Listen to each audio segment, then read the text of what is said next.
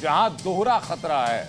पहला खतरा यह कि बांग्लादेश में तख्तापलट होने वाला है, क्योंकि बांग्लादेश में सेना एक्टिव हो चुकी है। राजधानी ढाका में सेना की बख्तरबंद गाड़ियां दौड़ रही हैं सड़कों पर, सैनिकों को जगह जगह तैनात कर दिया गया। तो दूसरी तरफ पड़ोसी मुल्क में एक बड़े आतंकी हमले की आशंका भी, यानी बांग्लादेश में बहुत जल्द कुछ बड़ा होने की संभावना। बांग्लादेश में हालात तेजी से बदल रहे हैं। मोहम्मद यूनुस, जिन्होंने सत्ता में आते ही कट्टरपंथी ताकतों को खुली छूट दे दी थी, अब खुद खतरे में। यूनुस सरकार में बांग्लादेश में बर्बर हिंसा, किडनैपिंग, हत्या और लूट की वारदातों ने हिंदुओं को झकझोर दिया था। लेकिन अब पड़ोसी देश में बदलाव की आहट सुनाई देने लगी।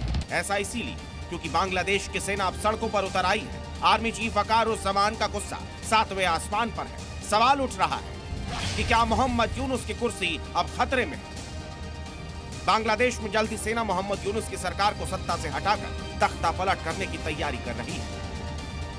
मीडिया रिपोर्ट्स में यह दावा किया गया है। ऐसा कहा जा रहा है कि बांग्लादेशी सेना या तो राष्ट्रपति पर देश में आपातकाल लागू करने का दबाव बना सकती है, या फिर यूनुस सरकार के खिलाफ तख्ता पलटकर खुद सत्ता पर काबिज हो सकती है। अपनी निगरानी में राष्ट्रीय एकता सरकार का गठन करने पर भी विचार कर सकती है।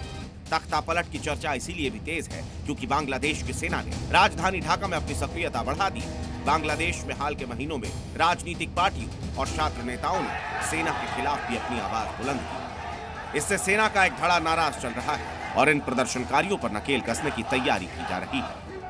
एक तरफ बांग्लादेश में सरकार के बदलाव की आहट दिख रही है, तो दूसरी तरफ बांग्लादेश की सड़कों पर सेना ने मोर्चा संभाल लिया है। कहा जा रहा है कि बांग्लादेश में बड़े आतंकी हमले की आशंका बढ़ गई है।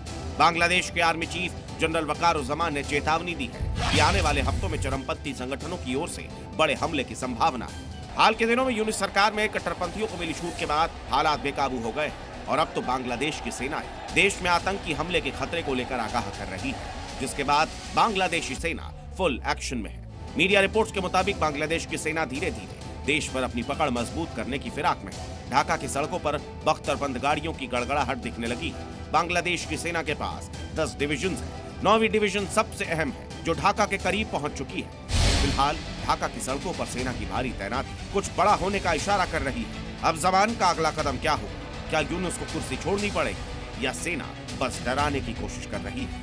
ये तख्ता पलट की तैयारी है या कुछ और, ये देखना बाकी है। Bureau report.